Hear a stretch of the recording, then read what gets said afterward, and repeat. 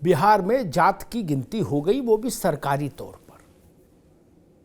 कौन जात कितनी। अब 1931 के बाद सरकारी आंकड़ा पहली बार बाहर आया।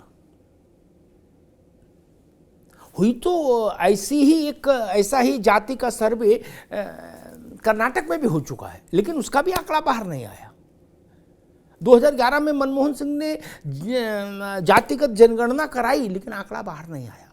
आंकड़ा बिहार से बाहर आया तो तूफान आ गया। और बिहार और उत्तर प्रदेश चूंकि सटा सटा है, गंगा दोनों को जोड़ती है, तो वो तूफान सीधे उत्तर प्रदेश में दाखिल हो गया। दोनों सूबों की सामाजिक संरचना मोटे तौर पर एक सी है। दोनों सूबों में पिछड़े वर्ग की राजनीति चरम पर रहती है। दोनों सूबों में पिछड़ों की संख्या भी, पिछड़े वर्ग की संख्या भी सर्वाधिक है।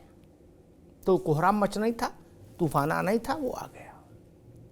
उत्तर प्रदेश में इस वक्त स्थिति ये है, समाजवादी पार्टी, कांग्रेस, बहुजन समाज पार्टी, अपना दल, निषाद पार्टी, राजभर की पार्टी, यानी जितनी पार्टियां हैं भाजपा को छोड़कर, सब इस पक्ष में खड़ी हैं कि जात की गिनती यूपी में भी हो। और अधिकांश का नारा ये, जिसकी जितनी संख्या भारी उसकी उतनी हिस्सेदारी।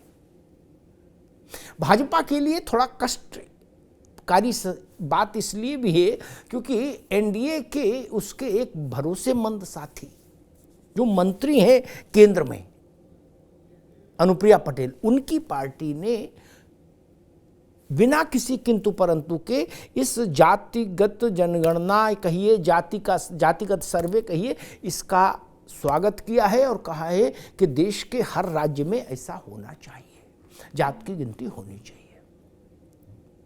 अब मुश्किल ये है कि भाजपा अपने एलाइज को कैसे नकार सकती है।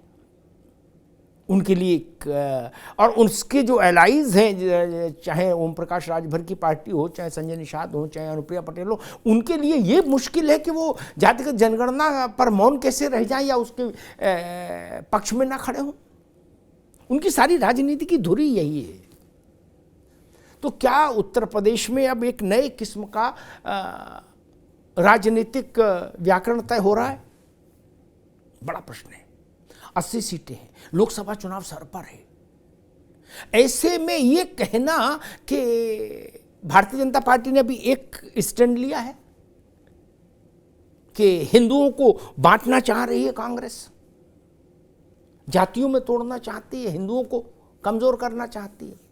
लेकिन अतीत का अनुभव बताता है कि जात की जड़ें बहुत गहरी हैं हिंदुस्तान में।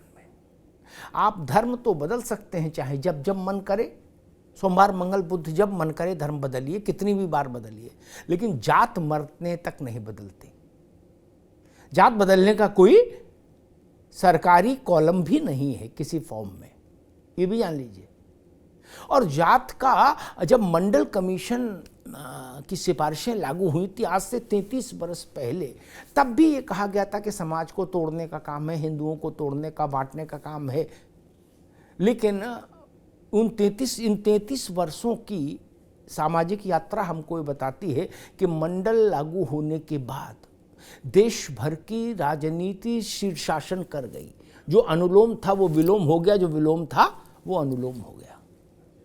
राज्य दर राज्य पिछड़े वर्ग की मुख्यमंत्री बने, पार्टियों में पिछड़ों का वर्चस्व दिखा, संसद और विधानसभाओं में पिछड़े पहुंचे भरपूर। ये मंडल के बाद की राजनीति है। क्या ये मंडल पार्ट 2 है जो बिहार से चला और अब उत्तर प्रदेश में धमाचौकड़ी मचा रहा है? आज शाम 5 बजे रहिए मेरे साथ, इसी पे चर्चा करेंगे। धन्यवाद।